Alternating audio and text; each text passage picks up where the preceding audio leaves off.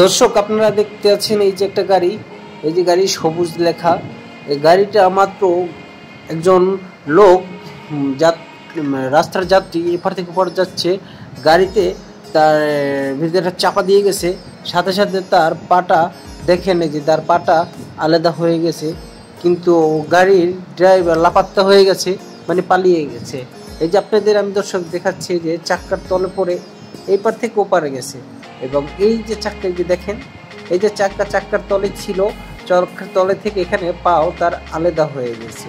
ঠিক আছে, আপনাদের আমি সব তথ্য এখনই দিচ্ছি কিভাবে কি হয়ে গেছে। এই যে এখানে দেখেন, এখানে পড়ছে, পড়ার পর রক্ত ছিল, রক্ত ধুয়ে ফেলছে, এই যে পানি এখান দিয়ে রক্ত ধুয়ে ফেলছে।